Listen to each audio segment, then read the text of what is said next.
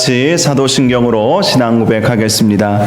전능하사 천지를 만드신 하나님 아버지를 내가 믿사오며 그 외아들 우리 주 예수 그리스도를 믿사오니 이는 성령으로 잉태하사 동정녀 마리아에게 나시고 본디오 빌라도에게 고난을 받으사 십자가에 못 박혀 죽으시고 장사한 지 사흘 만에 죽은 자 가운데서 다시 살아나시며 하늘에 오르사 전능하신 하나님 우편에 앉아 계시다가 저리로서 산자와 죽은 자를 심판하러 오시리라. 성령을 믿사오며 거룩한 공회와 성도가 서로 교통하는 것과 죄를 사하여 주시는 것과 몸이 다시 사는 것과 영원히 사는 것을 믿사옵나이다. 아멘.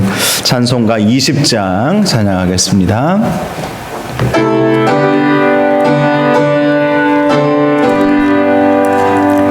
큰 영광 중에 계신 주 나 찬송합니다.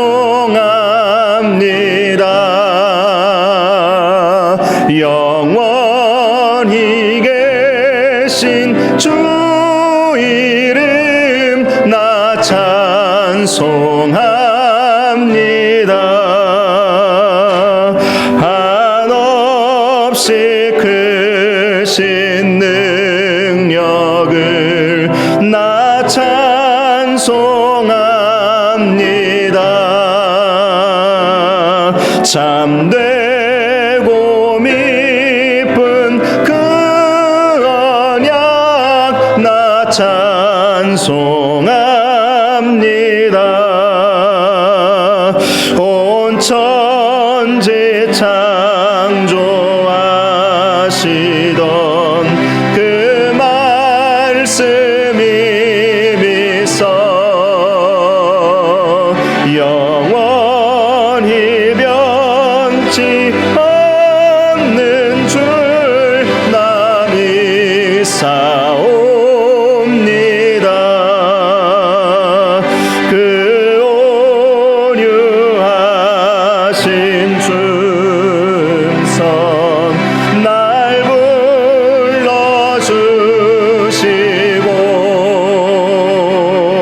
그 품에 품어 주시니 나 찬송합니다.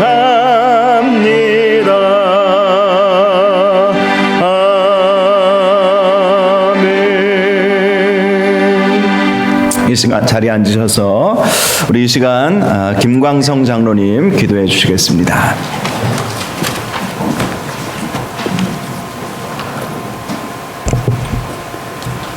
사랑의 하나님, 환난 속에서도 어김없이 주의 날을 밝히시고 주님을 찬양하며 경배드리는 자리로 불러주시니 감사합니다. 주님을 찬양하는 것이 가장 귀한 일인 것을 깨닫게 하심도 감사합니다. 참으로 코로나19가 세계적으로 확산되는 가운데 주님께서 특별히 우리를 믿음으로 인도하셨기에 우리는 힘든 역경 속에서도 꿈과 비전을 잃지 않을 수 있었습니다. 우선 새로운 일을 행하시는 주님의 말씀 앞에 항상 순종하며 모든 시련을 연단의 기회로 알고 인내한 성도들을 축복하여 주시고 생명의 위협까지 느끼며 사투를 벌이며 봉사한 의료진과 의연하게 대처한 모든 국민들을 칭찬하여 주옵소서. 그리고 코로나19에 감염된 확진자분들과 그 가족들에게도 힘과 용기를 주시고 하루속히 완치 판정을 받을 수 있게 도와주옵소서. 우리나라는 잦아들고 있지만 아직도 세계적으로 위험한 상황에 놓여 있습니다.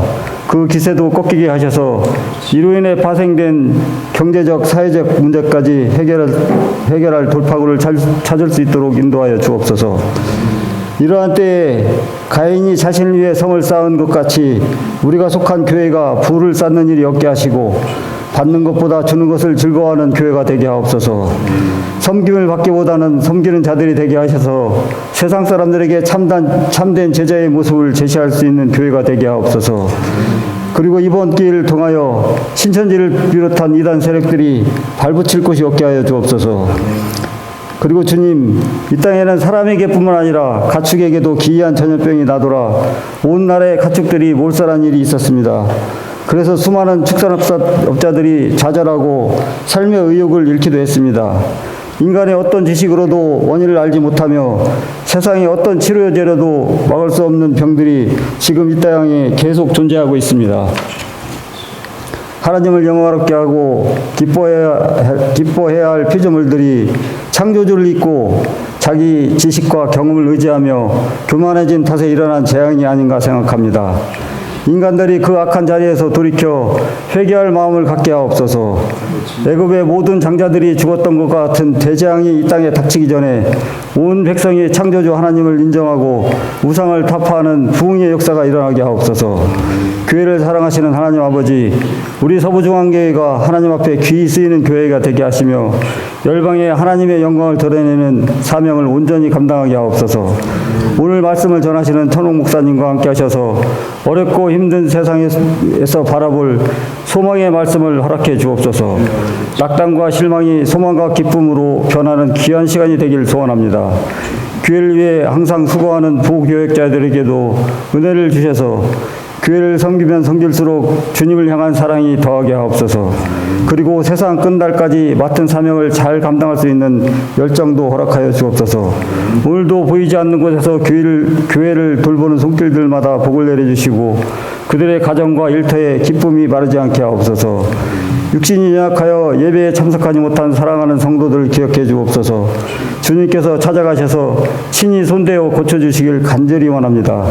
예배드림이 우리의 기쁨인 것을 고백합니다. 주님께만 영광 올려드리기 원하오며 예수님의 이름으로 기도드립니다. 아멘.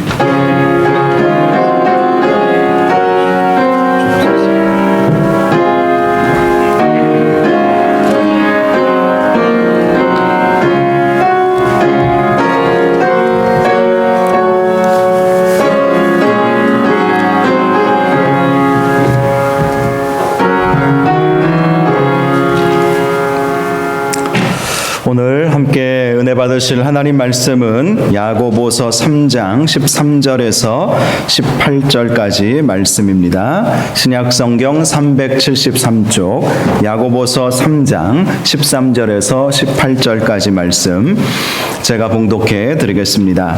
너희 중에 지혜와 총명이 있는 자가 누구냐? 그는 선행으로 말미암아 지혜의 온유함으로 그 행함을 보일지니라.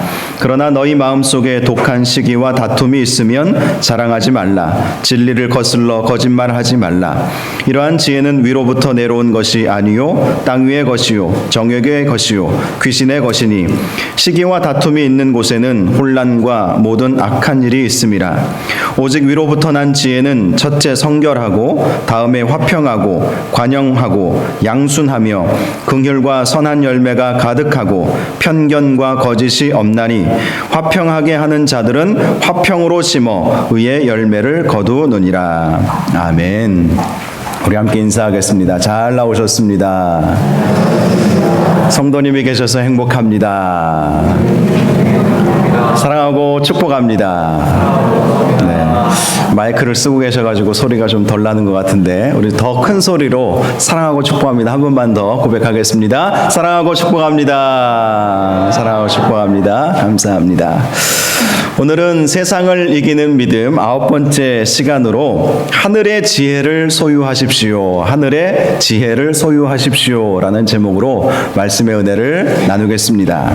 독일 베를린의 막스 프랑크 연구소가 15년 동안에 1,000명을 대상으로 연구를 한 연구 결과가 있습니다.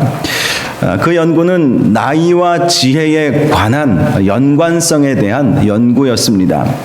오랫동안 지혜로운 사람들이 갖는 특징이 무엇인가, 공통점이 무엇인가, 이 나이가 들어감에 따라서 얼마나 지혜로운가, 이 부분에 대해서 연구를 한 것입니다.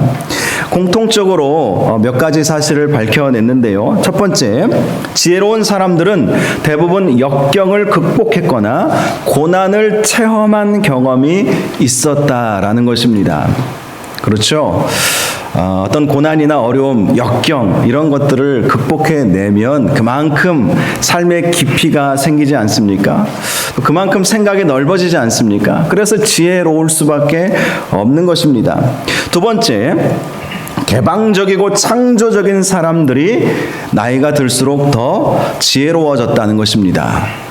지금 코로나19로 인해서 이제 우리가 포스트 코로나를 준비해야 된다. 왜냐하면 이제 세상이 급변해질 것이기 때문에 이런 분석을 많이들 하지 않습니까? 여러분, 이러한 세상 속에서, 급변하는 세상 속에서 누가 지혜로운 삶을 살아갈 수 있겠습니까? 그것은 우리가 개방적이고 창조적인 이 변화에 민감한 생각을 가져야 하는 것이죠. 그래서 많은 사람들을, 특별히 지혜롭다고 평가받는 사람들이 바로 그러한 모습을 가지고 있었다는 것입니다. 개방적이고 어떤 상황 속에서도 창조적인 그런 생각을 놓치지 않았던 것입니다. 더 나아가서 세 번째, 인생의 문제를 깊이 생각하는 사람들이 지혜를 얻었다라고 분석하고 있습니다. 우리 인생은 사실 가볍게 지나갈 문제가 하나도 없는 것이죠. 우리 인생은 깊이 또 넓게 생각해야 하는 것입니다. 아무리 이 세상이 눈에 보이는 것만이 전부인 것처럼 많은 사람들이 그렇게 알고 살아간다 할지라도 저와 여러분은 우리 인생의 깊이와 넓이를 깊이 깨달아서 가볍게 세상을 사는 것이 아니라 좀 깊이 있게 또 넓게 인생을 바라보면서 살아가는 지혜를 얻을 수 있기를 바랍니다. 자, 반면에 이런 분석도 있었어요. 고집이 세고 성품이 괴팍한 사람들은 나이가 들수록 지혜를 잃어버렸다는 것입니다. 얼마나 우리의 성품이 중요한가, 이 연구 결과에서 우리에게 보여주는 거예요. 그런데요, 이것은 연구 결과만이 아니라 성경에서 우리에게 그 사실을 말씀해주고 있다는 것입니다. 오늘 본문 13절 말씀, 너희 중에 지혜와 총명이 있는 자가 누구냐? 그는 선행으로 말미암아 지혜의 온유함으로 그 행함을 보일지니라. 자, 지혜와 총명에 대해서 말씀하면서 너희는 정말 지혜와 총명이 있다면 그 선행으로 지혜의 온유함으로 그 행함을 보일 수 있어야 한다. 14절을 보면 그러나 너희 마음속에 독한 시기와 다툼이 있으면 자랑하지 말라, 진리를 거슬러 거짓말하지 말라고 말씀하고 있습니다. 마음속에 이 선행이나 지혜의 온유함이 없다면, 그리고 독한 시기와 다툼이 있다면 아무리 내가 세상에서 지혜롭다고 인정받는다 할지라도 자랑할 수 있는 성격의 것이 못 된다는 것입니다. 세상에 지혜롭다고 말하는 사람들이 얼마나 많이 있습니까? 그러나 하나님 보시기에 그것은 자랑할 거리가 되지 못한다는 것입니다. 그리고 그것은 거짓말하는 것이라고 말씀하고 있어요.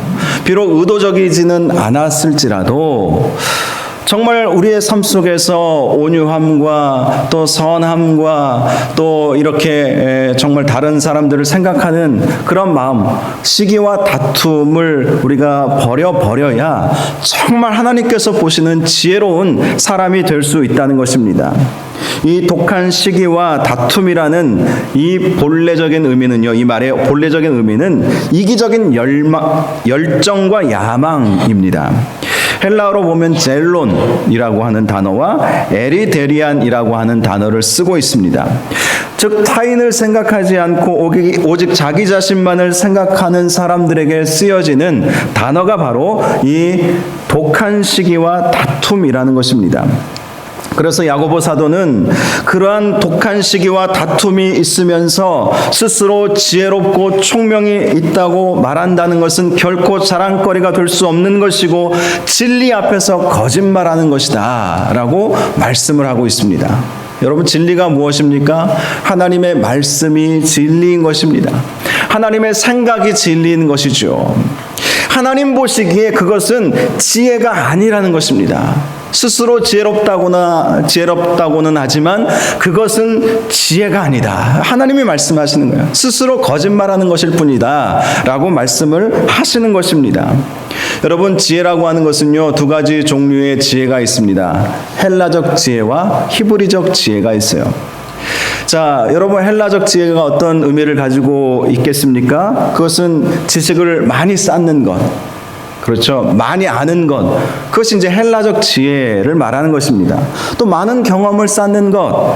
더 나아가서 이 헬라적 지혜는요, 언변과 논쟁에 능한 사람을 지혜롭다고 그렇게 평가를 합니다.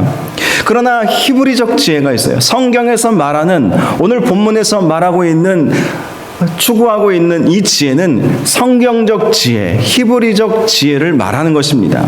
히브리적 지혜는요, 잠언 9장 10절에 잘 나와 있어요. 잠언 9장 10절에 보면 이러한 지혜는 위로부터 내려온 것이 아니요 땅 위의 것이요 잠언 9장 10절에 보면 여호와를 경외하는 것이 지혜의 근본이요 거룩한 자를 아는 것이 명철이니라. 여러분, 성경적 지혜는요, 하나님과의 관계 속에서 온다는 거예요. 세상적인 지혜를 많이 쌓고 아무리 공부를 많이 하고 박사학위를 가지고 있고 그렇다고 지혜로운 것이 아니라는 것입니다. 하나님과 어떤 관계를 맺고 있느냐, 거기에서부터 정말 지혜로운가 총명한가가 결정이 된다는 것입니다. 그래서 15절 말씀, 제가 조금 전에 잘못 읽어드렸는데 15절 말씀 보면 이렇게 말씀하고 있습니다. 이러한 지혜는 위로부터 내려온 것이 아니요 땅 위의 것이요 정욕의 것이요 귀신의 것이니. 위로부터 내려오는 지혜가 아니라는 거예요. 헬라적 지혜는요, 지식만 쌓고 많은 경험을 쌓고 뭐 학력이 높고 뭐 이런 것은 위로부터 내려온 지혜가 아니라는 것입니다. 이러한 지혜는 땅 위의 것이다, 정욕의 것이다, 귀신의 것이다, 이렇게 말씀을 하고 있습니다. 여러분, 정욕의 것이라는 것이 어떤 의미를 가지고 있는지 아십니까? 정욕의 것이라고 하는 이 말씀은요, 영적인 것의 반대말입니다. 바로 육신적인 것이다. 정욕의 것, 바로 육신적인 것이라고 말씀하고 있습니다. 이 육신에 속하면요, 하늘의 지혜를 얻을 수가 없어요. 고린도전서 2장 14절 말씀, 우리 화면을 보면서 같이 한번 읽어볼까요? 시작. 육에 속한 사람은 하나님의 성령의 일들을 받지 아니하나니 이는 그것들이 그에게는 어리석게 보임이요 또 그는 그것들을 알 수도 없나니 그러한 일은 영적으로 분별되기 때문이라. 아멘. 육에 속한 사람은요, 성령의 일을 받을 수가 없어요. 왜? 성령의 일이 무엇인지도 모르고 그것이 정말 우리의 삶에 있어서 중요하다는 사실을 알지 못하기 때문인 것입니다. 성령의 일, 영적인 일에 대해서 어리석게 보일 뿐이라는 거예요. 그래서 그것들을 알 수도 없고 그러한 일은 영적으로 분별되기 때문이다. 우리가 영안을 갖지 아니하면 육신의 정욕에 사로잡혀서 무엇이 중요한지 모르고 살아가게 된다는 거예요. 한마디로 우리 눈에 보이는 것만이 진실이라고 생각하면서 살아가게 된다는 것입니다. 여러분, 우리 눈에 보이는 것만이 다 진실입니까? 우리 눈에 보이지 않는 것들이 얼마나 많이 있는지 아십니까? 뭐 공기나 뭐 전파나 뭐 이런 것들은 하도 많이 들으셔서 여러분 잘 아실 거예요. 새로운 것을 하나 제가 알려드리겠습니다. 제가 얼마 전에 TV 프로그램에서 본 것인데요, 어느 과학자가 해준 말입니다. 우리가 볼 수 있는 색깔은요, 실제로는 빨간색, 노란색, 파란색 세 가지 색깔밖에 없대요. 나머지 색깔은 이 세 가지 색을 조합해서 볼 수 있을 뿐이라는 것입니다. 그런데 동물이나 곤충, 이런 존재들은요, 우리가 볼 수 있는 것보다도 더 많은 것을 볼 수 있다고 합니다. 우리는 빨간, 파란, 노란 이 세 가지 색깔과 그 세 가지 색을 조합해서 만든 그러한 색들만 볼 수 있지만 동물들이나 곤충들은 더 많은 다양한 색을 볼 수 있다는 거예요. 제가 사진을 하나 준비했는데 한번 보시겠습니다. 제가 이 그림을 찾아봤는데요. 이 사진 보시면 이 꽃이 어떤 꽃인지 혹시 아세요? 네. 이 인터넷에서 제가 이 꽃이 과연 어떤 꽃인가 찾아보니까 황매화로 나와 있더라고요. 황매화. 네. 이 매화꽃이에요. 이 꽃의 사진을 보면 우리 눈으로 보이는 꽃 왼쪽에, 여러분 보시기에 오른쪽이죠. 이 노란색 꽃, 이 노란색 꽃이 곤충의 눈으로는 다르게 보인다는 것입니다.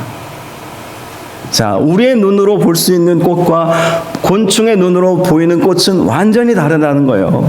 우리의 눈에는 아주 센 노란 그런 아름다운 꽃으로 보이죠. 그런데 곤충들이 보기에는 이 주변의 꽃잎은 하얗게 보이고, 그리고 꽃술이죠. 가운데 꽃술은 이 자주색 빛을 이게 띠고 있지 않습니까?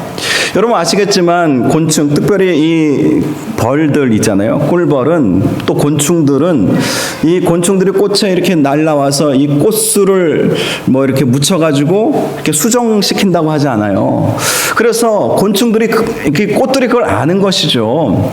그래서 곤충들이 제대로 와서 앉을 수 있도록 그 곤충들이 보이는 그 색깔, 아주 뚜렷하게 보이는 그 색깔, 그걸 확연하게 이렇게 드러나게 해서 곤충들이 와서 그 꽃술에 앉아서, 꿀벌들이 앉아서 꽃가루를 묻혀다가 다른 꽃에 가서 이렇게 심어주는 그 역할을 하게 한다는 것입니다. 여러분, 그래요. 이것들을 통해서 우리가 깨달아야 할 것이 있어요. 우리가 보는 세상이 우리가 아는 전부가 아니라는 것입니다. 우리가 보고 있는 것들, 여러분 지금 이 마이크가 검은색이고 뭐 이 강대상이 지금 황토색인가 그렇죠? 그런데 이게 정말 우리 눈에는 그렇게 보이지만 정말 그럴까? 아닐 수 있다는 것이죠. 꽃의 색깔도 마찬가지고 우리 눈에 보인다고 그것이 다 진리라고 우리가 그렇게 말할 수 없다는 것입니다. 우리가 보지 못하는 영역은 분명히 이 세상에 있어요. 이걸 우리가 깨달아야 해요. 영적인 세계가 분명히 있다는 거예요. 보이지 않는 영역이 분명히 있다는 것입니다. 소리도 마찬가지죠. 우리가 들을 수 있는 소리의 한계가 분명히 있다고 하지 않습니까? 저음도 한계가 있고 고음도 한계가 있어요. 그 이상, 그 이하의 소리는 우리는 못 들어요. 그런데 들리는 게 다라고 우리는 착각하면서 살아가고 있을 때가 얼마나 많이 있습니까? 여러분, 성경에서 그래서 우리에게 말씀하는 거예요. 보이는 것만이 다 진리가 아니다라는 것이죠. 보이지 않는 영역이 있음을 분명히 깨닫고 살아가야 한다는 것입니다. 바로 그런 사람이 정말 지혜로운 사람이라는 거예요. 보이지 않는 영역이 분명히 있다. 내가 알지 못하는 영역이 분명히 있다. 특별히 신앙생활을 하면서 영적인 세계가 분명히 있다는 것을 아는 사람만이 정말 지혜로운 사람이라는 것입니다. 세상에서 아무리 똑똑하고 뭐 과학자고 뭐 박사학위를 가지고 있고 노벨상을 몇 개를 탔어도 이 영적인 세계를 모르고 이 영적으로 분별하지 못하면 결코 지혜로울 수 없다. 그것은 정욕적인 것이다. 정욕의 것이다. 육신의 것이다. 하나님은 분명히 우리에게 말씀해 주고 계십니다. 저와 여러분이 영안을 활짝 여시기를 바랍니다. 볼 수 있는 것을, 보아야 할 것을 볼 수 있는 그 눈을 가지시기를 주님의 이름으로 축원합니다. 정말 우리가 깨달아야 할 것들이 얼마나 많이 있는지 몰라요. 또 야고보 사도는 땅 위의 지혜를 마귀의 것이라고 말씀하고 있어요. 마귀의 것. 결국 이 땅 위의 지혜, 정욕의 지혜는 마귀에 의해서 지배를 받고 있는 것임을 말씀하고 있습니다. 하나님은 저와 여러분이 참 지혜자가 되기를 원하시죠. 그래서 진리를 알고 깨닫기를 원하십니다. 진리를 알아야 진정한 자유를 누릴 수 있기 때문이에요. 하나님의 마음은 그것입니다. 진짜 진리를 알아야 돼요. 그래서 예수님이 말씀하시지 않았습니까? 진리를 알지니 진리가 너희를 자유롭게 하리라. 진짜 진리를 알아야 자유가 오는 거예요. 그런데 진리를 알지 못하면 마귀의 지배를 받게 된다는 말씀을 하고 있는 것입니다. 여러분, 마귀의 속성이 무엇입니까? 마귀는요, 우리가 보아야 할 것을 보지 못하게 하는 속성을 가지고 있습니다. 거짓에 능한 존재죠. 창세기 3장에 보면 아담과 하와를 거짓으로 유혹해서 죄짓게 만들지 않았습니까? 마귀는 바로 그러한 존재라는 거예요. 또 마귀는요, 예수님도 시험하지 않았습니까? 여러분, 예수님도 시험할 정도라면 믿는 성도들, 그래서 성경에서 이런 표현을 하고 있지 않습니까? 우는 사자와 같이 막 달려드는 거예요. 마귀가 그만큼 우리를 넘어뜨리기 위해서 이 세상의 지혜에 얽매여 살도록 만들어 간다는 것입니다. 저와 여러분이 이 정욕적이고 또 마귀적인 이 세상의 지혜에 속해서 살지 마시고 정말 하늘의 지혜, 위로부터 내려오는 지혜, 하나님께서 주시는 그런 성경적 지혜를 갖는 그런 은혜가 있기를 바랍니다. 여러분, 우리의 믿음이라고 하는 것은 세상을 이기는 믿음을 갖기 위해서는 정말 지혜로워야 되지 않겠습니까? 지혜가 있어야 승리할 수 있지 않습니까? 전쟁에서 지혜로운 용장이 있어야 그 전쟁에서 승리할 수 있듯이 우리의 삶이 영적 전쟁터와 같아요. 지금과 같은 이런 상황 속에서 얼마나 마귀의 이 교묘한 계략이 우리에게 얼마나 많이 있는지 모릅니다. 마귀는요, 우리를 시기와 다툼에 빠지게 만들죠. 그래서 16절에 보면 시기와 다툼이 있는 곳에는 혼란과 모든 악한 일이 있습니다. 우리를 시기와 다툼으로 내모는 거예요. 세상적인 지혜를 가진 사람들은, 세상적인 지혜만 가진 사람들은 자기가 가지고 있는 그 지식과 그 총명을 자랑함으로 결국 시기와 다툼으로 귀결되도록 만들어 간다는 것입니다. 그러니 항상 혼란과 악한 일들만 있을 뿐인 것이죠. 지난 금요일에 대전 충남 SC를 섬기는 우리 임원 목사님들 회의를 했습니다. 앞으로 이 수련회, 여름 수련회를 그동안 매년 해왔는데 청소년들 대상으로 어떻게 하면 좋을 것인가. 방학은 짧아지고 또 아직까지 수련회를 우리가 할 만큼 상황은 호전되지 않았는데 어떻게 하면 좋을 것인가 논의를 하는 시간을 가졌는데요. 그때 한 목사님이 이런 말씀을 해주시더라고요. 지금 여러 교회들마다 한 2달 이상 온라인으로 거의 예배를 드리지 않았습니까? 그러다 보니까 몇몇 부작용들이 있었대요. 어떤 분은 온라인으로 예배를 드리다가 보니까 보통 유튜브에 연결해서 예배를 드리면 여러분들도 아마 경험해 보셨을 거예요. 유튜브 제 설교를 여러분 영상 예배를 드리고 나면 그 다음에 다른 영상이 뜨잖아요. 제가 올린 게 아니에요. 그것은 자연스럽게 유튜브에서 그냥 연결해가지고 오는 그런 설교 영상들이에요. 그런데 어떤 분이 이제 자기 목사님 설교 잘 듣고 다른 목사님 설교가 이제 올라와서 또 들었대요. 그런데 그 설교가 글쎄 검증되지 않은 이단적인 생각을 가지고 있고 이단적인 사상을 전파하는 그러한 목회자라고 말하기도 민망한 그런 사람의 설교를 들은 거예요. 그러면서 자기 목사님과 그 사람의 그 설교 내용을 보면서 비교해 보면서 왜 우리 목사님은 이런 부분에서 이렇게 해석을 하지? 이렇게 이 부분 좀 잘못된 거 아닌가? 이러면서 따지더라는 거예요.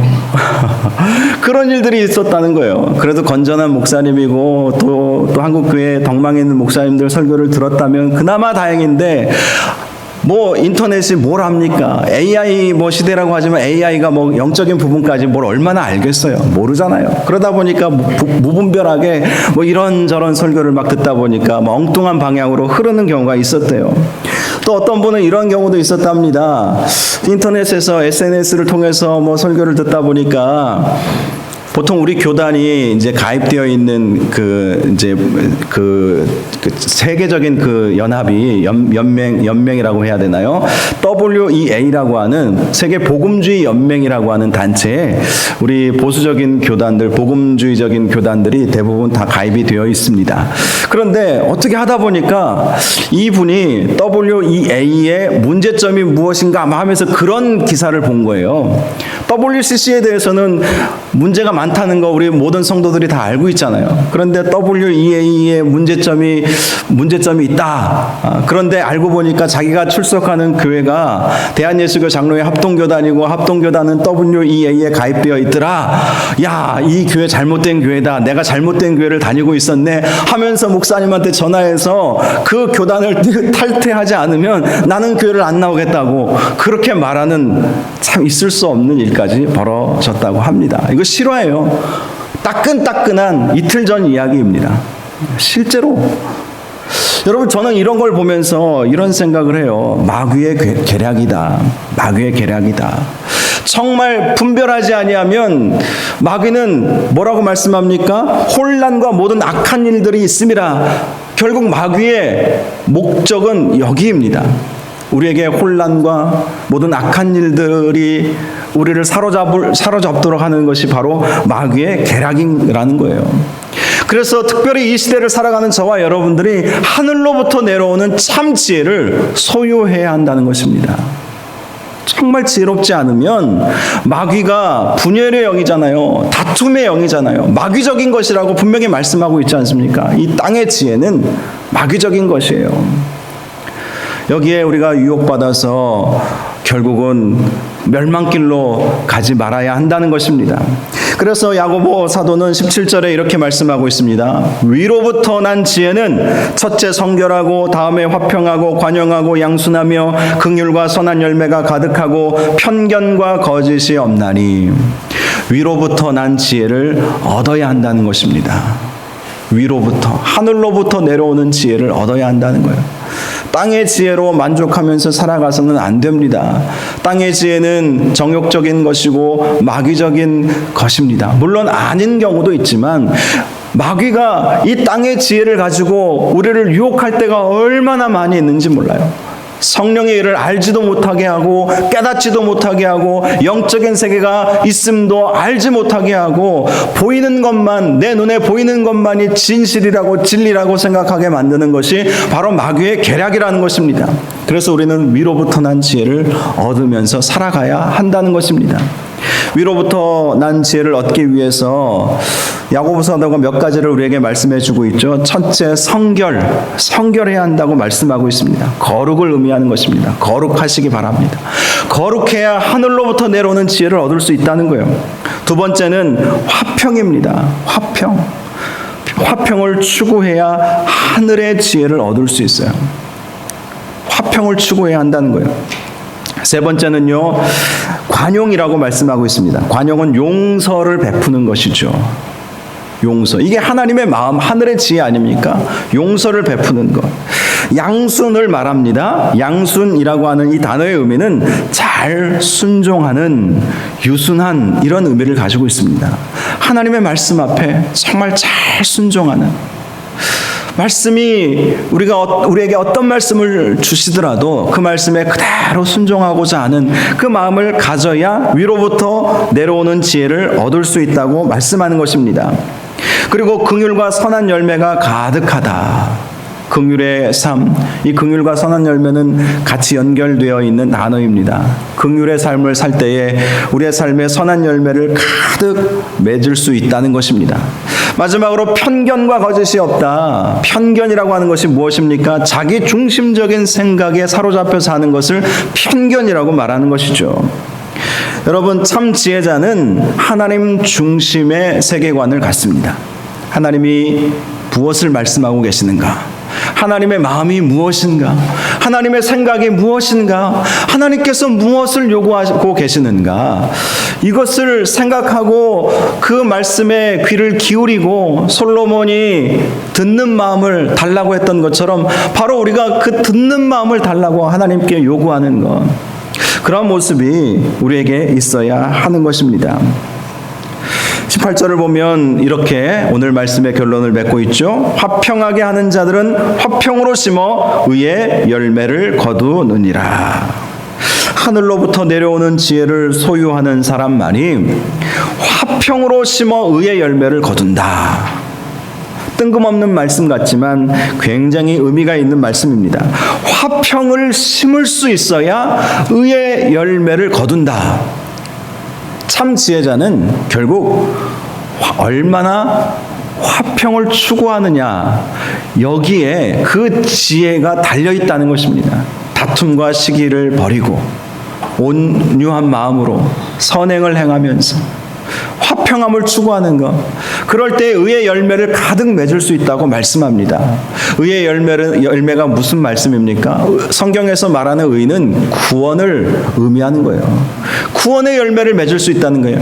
화평을 추구해야 구원의 열매를 맺을 수 있다고 말씀하고 있는 것입니다. 왜 그렇습니까? 여러분, 이 화평은요, 성령의 열매죠. 성령이 아니고서는 우리가 예수님을 주시라고 고백할 수가 없지 않습니까? 그래서 성령이 내 마음속에 계시다면 우리가 예수 그리스도를 주님으로 고백하게 되는 것이고 우리의 삶에는 화평의 열매를 맺게 된다는 거예요. 또 예수님이 이런 말씀을 하셨습니다. 산상수훈에서 마태복음 5장 9절에 보면 화평하게 하는 자는 복이 있나니 그들이 하나님의 아들이라 일컬음을 받을 것이요. 화평하게 할 때에 하나님의 아들이라 일컬음을 받는데요. 누가 하나님의 아들이 될 수 있습니까? 영접하는 자, 곧 그 이름을 믿는 자들에게 하나님의 자녀가 되는 권세를 주셨으니 라고 말씀하고 있지 않습니까? 화평하게 하는 사람들만이 하나님의 자녀, 구원받는 하나님의 자녀가 될 수 있다는 거예요. 그래서 결국은 화평을 우리가 심는 사람이 참 지혜로운 자임을 우리에게 말씀해 주고 있습니다. 특별히 오늘 말씀 가운데 보면 이 화평에 대한 이 말씀에 영어 성경을 보면서 제가 묵상하면서 몇 가지 참 깨달은 것이 있어요. 이 17절 말씀을 보니까 화평에 대해서 영어 단어에 이렇게 표현되어 있더라고요. Peace loving, peace loving. 평화를 사랑하는 거예요. 화평을 사랑하는 거. 정말 무엇을 사랑하느냐? 이 하나 되기를 사랑하고 평화롭기를 사랑하고 교회 안에서, 가정 안에서, 우리가 형제 자매들 안에서 정말 하나 되기를 사모하는 그 사람이 정말 화평을 추구하는 사람이라는 것입니다. 또 18절에 보면 화평하게 하는 자에 대해서 영어 번역에 이렇게 되어 있어요. Peacemakers. 평화를 만들어가는 사람들. Peace loving. 평화를 사랑하고 Peacemakers. 평화를 만들어가는 사람들. 그런 사람이 진짜 지혜자라는 거예요. 위로부터 내려오는 지혜를 받는 사람이라고 말씀하고 있습니다. 그렇습니다. 중요한 것은 화평을 심는 것입니다. 화평을 여러분 안에 심으시기를 바랍니다. 그것이 위로부터 내려오는 지혜를 소유하는 거예요.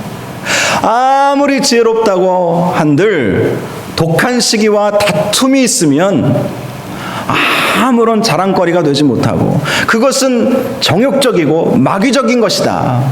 오늘 말씀이 바로 그 말씀을 해주고 있습니다. 화평을 우리 안에 심어야 의의 열매를 맺게 됩니다. 화평을 교회 안에 심어야 교회 안에 의의 열매가 가득하게 됩니다. 화평을 우리 교회 안에 심어가시는 저와 여러분들 되시기를 바랍니다. 이 peace loving, 평화를 사랑하시고 peace makers, 이 평화를 만들어 가시는 저와 여러분들 되시기를 바랍니다.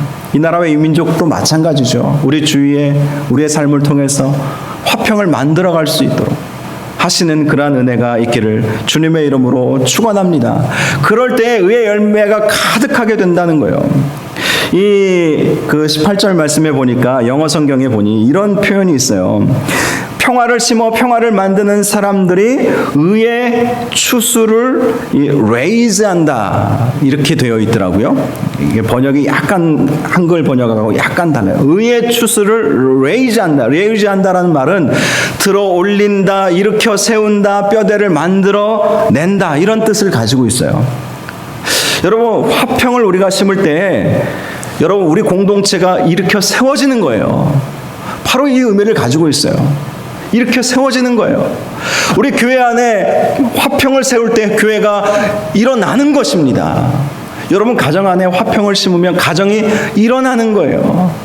우리나라와 우리 민족 가운데 한국 교회 가운데 누군가는 피스 러빙 그리고 피스메이커의 사명을 감당할 때에 일어나는 것입니다. 우리가 이대로 주저앉을 수 없잖아요. 코로나 그게 뭐라고 이렇게 주저앉아서 되지 않지 않겠습니까?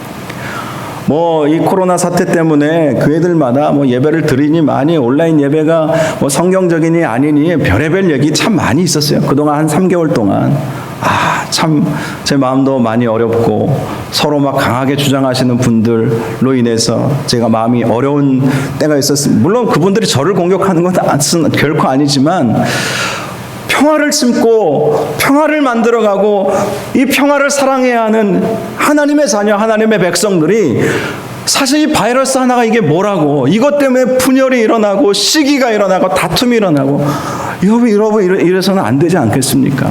하나님이 원하시는 참 지혜는 평화를 심는 것입니다. 화평을 심는 거예요. 그것이 위로부터 내려온 지혜인 것입니다. 세상의 지혜가 아니라는 것입니다. 저와 여러분이 위로부터 내려오는 지혜를 가지고 정말 화평을 심어 의의 열매를 거두시는 은혜가 있기를 주님의 이름으로 축원합니다. 말씀을 마치겠습니다. 지혜는 세상적인 지혜와 하늘의 지혜로 구분이 됩니다. 헬라적인 지혜와 히브리적 지혜가 있어요. 성경적인 지혜가 분명히 있습니다. 성경적인 지혜는 하나님과의 관계 속에서 오는 지혜입니다. 위로부터 내려오는 지혜여야 해요. 그러므로 우리의 삶의 이 거룩함과 화평함과 또 양선과 온유와 이런 것으로 우리가 하나님이 기뻐하시는 사람이 될 때에 위로부터 내려오는 지혜를 소유할 수가 있습니다. 세상의 지혜는 열심히 공부하면 얻을 수 있겠죠. 그러나 그 세상의 지혜만으로 이 세상을 우리는 살아갈 수가 없습니다. 하늘로부터 내려오는 지혜를 얻을 수 있어야 합니다. 하늘로부터 내려오는 지혜를 가져야 그제서야 세상이 보이기 시작할 거예요. 그제서야 우리가 어떻게 살아가야 할지 보이기 시작할 것입니다. 그제서야 무엇이 중요한지 보이기 시작할 것입니다. 하나님이 주시는 지혜로 세상을 지혜롭게 승리하며 살아가는 저와 여러분들 되시는 은혜가 있기를 주님의 이름으로 축원합니다. 우리 이 시간 함께 찬양하기를 원하는데요. 은혜 아니면이라는 찬양인데요. 이 찬양의 내용을 통해서 우리가 생각해 볼 것은 우리는 하늘의 지혜를 얻어야 되는데 은혜 아니면 얻을 수 없다는 거예요. 그래서 제가 이 찬양을 특별히 고르게 되었습니다. 이 땅의 지혜는 우리가 노력해서 어느 정도 얻을 수 있지만 하늘의 지혜는 은혜로 얻는 거예요. 은혜로. 그래서 우리가 이 찬양 부르면서 하늘의 지혜를 얻는 참 믿음의 사람 될 수 있도록 해달라는 그 마음으로 함께 찬양할 수 있기를 바랍니다. 함께 찬양하겠습니다.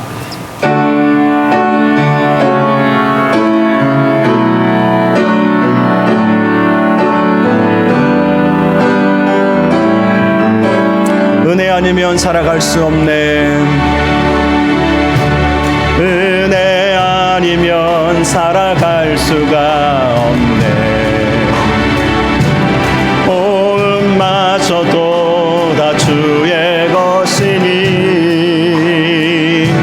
세상 평안과 위로 내게 없어도 예수 오직 예수뿐이네. 다시 한번 은혜 아니면 살아갈 수가 없네.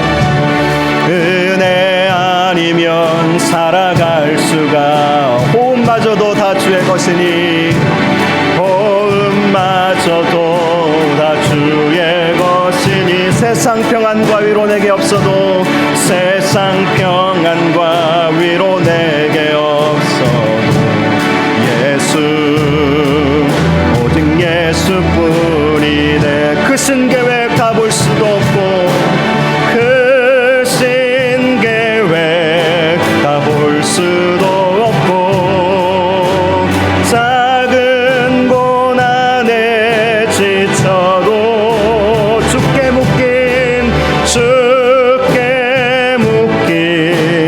나의 모든 삶 버티고 견디게 하시네.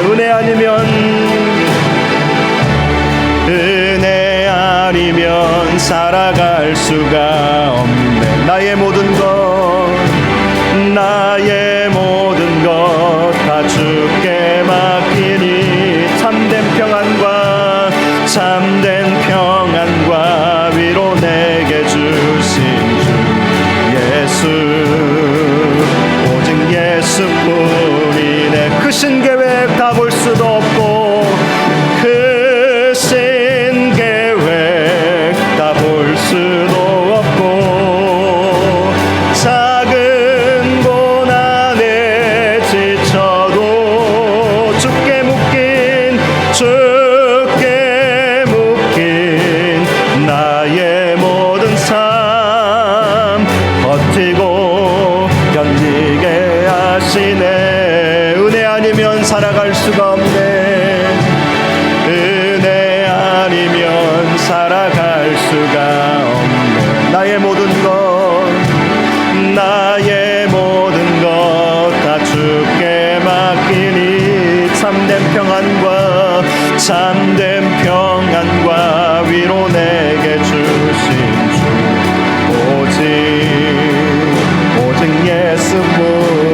다시 한번 크신 계획 다 볼 수도 없고 크신 계획 다 볼 수도 없고 작은 고난에 지쳐도 주께 묶인 나의 모든 삶 주께 묶인 나의 모든 삶 버티고 견디게 하시네. 은혜 아니면 살아갈 수가 없네. 은혜 아니면 살아갈 수가 없네. 나의 모든 것 다 주께 맡기리. 참된 평안과 위로 내게 주신 주 예수 오직 예수뿐이네. 이 시간 함께 기도하겠습니다. 우리가 찬양했던 것처럼 크신 계획 우리는 다 볼 수 없습니다. 작은 고난에 지칠 수밖에 없습니다. 그러나 우리가 주님 끝까지 의지하고 주님 바라보고 하늘로부터 내려오는 지혜를 소유하게 되면 우리가 정말 버티고 견딜 수 있고 결국은 승리하게 될 것입니다. 하늘로부터 내려오는 지혜를 얻는, 세상의 지혜가 아니라 하늘로부터 내려오는 지혜를 얻는 참 지혜자가 될 수 있도록 인도하여 주옵소서. 특별히 참 지혜자의 삶이 무엇이냐? 화평을 심는 것이라고 말씀하여 주셨사오니 평화를 사랑하고 평화를 만들어가는 그러한 우리의 사명이 있음을 깨닫고 정말 우리의 삶에서 평화를 만들어내는, 평화를 사랑하는 그런 화평을 심는 참 지혜자의 삶을 살게 해달라고 오늘 말씀 생각하면서 우리 함께 합심으로 기도하도록 하겠습니다.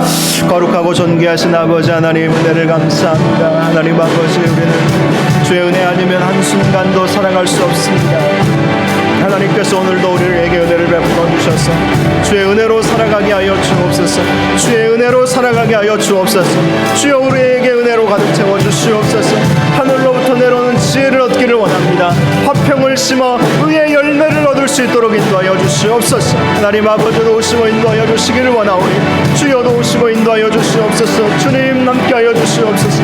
주님 은혜를 더하여 주시옵시고 하나님, 오직 하나님 은혜만을 바라보고 은혜를 추구하고 위로부터 내려오는 그 은혜를 사모하며 나아갈 수 있는 저희들 될 수 있도록 주께서 함께하여 주시고 인도하여 주셔서 참된 평안과 참된 위로와 참된 행복을 얻으며 하나님 정말 이 세상을 지혜롭게 하나님이 주시는 정말 은혜로운 삶을 살아갈 수 있도록 주여 저희들과 함께 하시고 주여 축복하여 주시옵소서. 하나님 우리의 삶에 화평을 심어 의의 열매를 많이 하나님 거둘 수 있는 은혜를 주시기를 원합니다. 그래서 하나님 이 세상을 주님 주시는 지혜로 살아가게 하여 주옵소서. 세상의 지혜, 다툼과 시기만을 만들어내는 지혜가 아니라 참된 평안과 참된 위로를 하나님 우리가 누리며 그것을 나누는 그러한 삶을 살아갈 수 있도록 하나님 저희들과 함께 하시고 하나님 크신 은혜를 베풀어 주시옵소서. 오직 하나님께서 우리와 함께 하여 주실 줄로 믿습니다. 역사여 주옵소서. 거룩하고 존귀하신 아버지 하나님, 은혜를 감사합니다. 하나님, 우리는 은혜 아니고서는 결코 살아갈 수가 없습니다. 하늘로부터 내려오는 지혜를 받아야 우리가 살아갈 수 있습니다. 그래야 참된 평안과 위로를 얻을 수 있습니다. 하나님, 오늘 말씀처럼 위로부터 내려오는 지혜를 사모하는 저희들 되게 하시고 특별히 우리의 삶 속에서 화평을 이루는, 그래서 화평을 심어 의의 열매를 거두는 저희 모두가 될 수 있도록 축복하여 주시옵소서. 예수님의 이름으로 기도하옵나이다. 아멘. 우리 찬송가 435장 찬양하면서 하나님 앞에 예물을 올려드리겠습니다.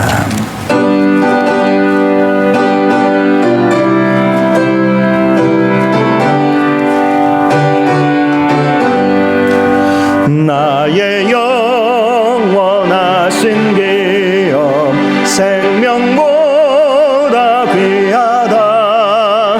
나의 갈 길 다가도록 나와 동행하소서. 주께로 가까이 주께로 가오니 나의 갈 길 다가도록 나와 동행하소서.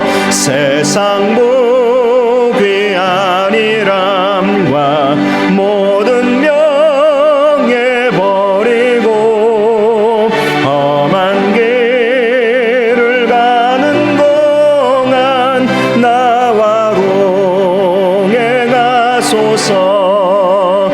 주께로 가까이 주께로 가오니 나의 갈 길 다가도록 나와 동행하소서. 어두운 골짝 지나가며 험한 바다 건너서 천국 문에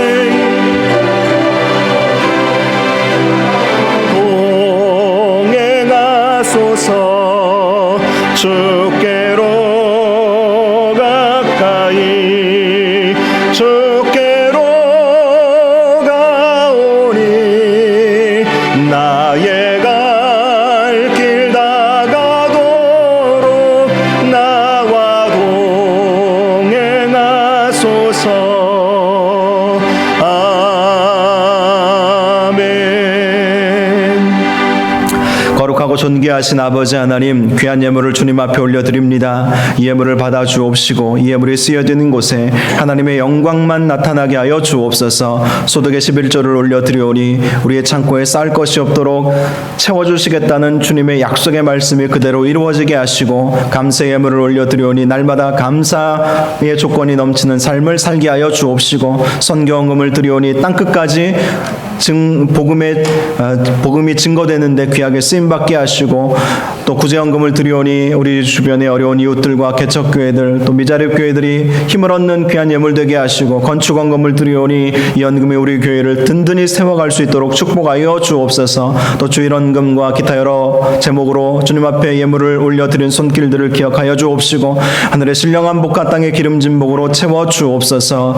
오늘도 이 예배에 참여한 우리 모든 성도들, 정말 코로나19와 같은 참으로 어려운 시국 가운데에서도 주님 은혜를 사모하는 마음으로 주님 앞에 나왔사오니 정말 크신 은혜와 크신 축복으로 함께하여 주옵시고, 또 온라인으로 예배드리는 모든 성도들도 주님께서 축복하여 주셔서 하나님의 놀라운 은혜가 넘치는 복된 삶을 살게 하여 주옵소서. 우리 성도들 가운데 몸이 연약하여 이 자리에 참여하지 못한 성도들 하나님 위로하여 주시옵시고, 성령의 치료의 광선을 비추어 주시옵시고, 하나님 그래서 온전히 회복되어서 주님 앞에 예배하며 하나님께 영광 올려드릴 수 있도록 축복하여 주옵소서. 우리 성도들 가운데 몸이 아픈 성도들 하나님 정말 성령의 치료의 광선으로 비추어 주시고 모든 질병들 다 깨끗이 고쳐주시기를 원합니다. 이 시간 주여 주께서 함께하여 주셔서 치료의 은총을 베풀어 주셔서 암덩어리가 떨어져 나가게 하여 주시옵시고, 암세포들이 다 죽어 없어지게 하여 주시옵시고, 고질병 불치병들 다 고침받게 하시고 마음의 상처도 치유받을 수 있도록 주여 치유의 하나님, 나는 치료하는 여호와이심이라 라고 말씀하여 주신 하나님의 치유의 은총이 임할 수 있도록 인도하여 주옵소서. 오늘도 예배를 위하여 수고한 모든 성도들 기억하여 주시옵시고, 특별히 우리 다음 세대를 축복하여 주셔서 우리 주일학교 또 중고등부 우리 예배와 모임이 다시 시작될 수 있도록 하나님 이 코로나 사태가 빨리 없어질 수 있도록, 코로나 바이러스가 이 세상에서 사라질 수 있도록 하나님 또 치료약과 백신이 개발될 수 있도록 모든 역사를 주관하신 하나님께서 선하게 인도하여 주시옵소서. 태중에 있는 아이들 또 유치부, 유초등부, 중고등부 청년들 다음 세대에 더 큰 복을 허락하여 주옵시고, 우리 산모들도 기억하여 주시옵시고, 또 하나님께 정말 건강의 축복으로 또 믿음의 축복으로 하나님께 영광 올려드릴 수 있도록 함께하여 주옵소서. 모든 말씀 예수님의 이름으로 간절히 기도하옵나이다. 아멘. 교회 소식 말씀드리겠습니다. 이번 주부터 주일 오전 예배, 또 새벽 기도회, 수요 기도회, 금요 기도회 정상적으로 모임을 갖도록 하겠습니다. 대신 단 우리 주일 새벽과 오후 예배, 또 주일학교 예배, 또 사랑방 여러 가지 다른 모임들은 아직까지 좀 시기적으로 모일 수 없을 것 같습니다. 아이들 학교 등교와 함께 다른 모임들, 다른 사역들이 시작이 될 예정입니다. 성가대 찬양은요 2월 둘째 주부터 준비되는 대로 그렇게 서시면 좋겠습니다. 뭐 다음 주에 쓰셔도 좋고요, 다다음 주에 쓰셔도 좋습니다. 준비되는 대로 하나하나 워밍업을 좀 해주시면 좋을 것 같고요. 교회에서 모일 때에는 정부의 생활 방역 수칙에 적극적으로 협조해 주시기를 바랍니다. 그리고 온라인 예배 이제 드리시는 분들도 계신데요.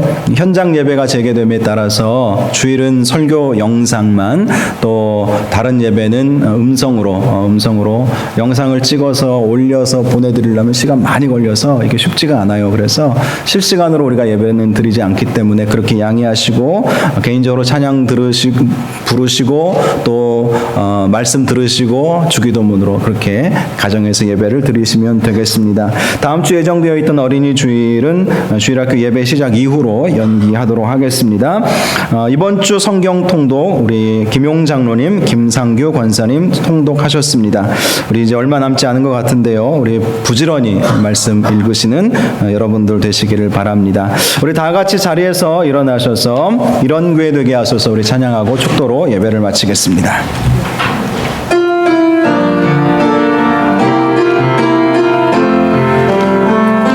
진정한 예배가 숨쉬는 교회, 주님이 주인 되시는 교회, 믿음의 기도가 쌓이는 교회, 최고의 찬양을 드리는 교회, 말씀이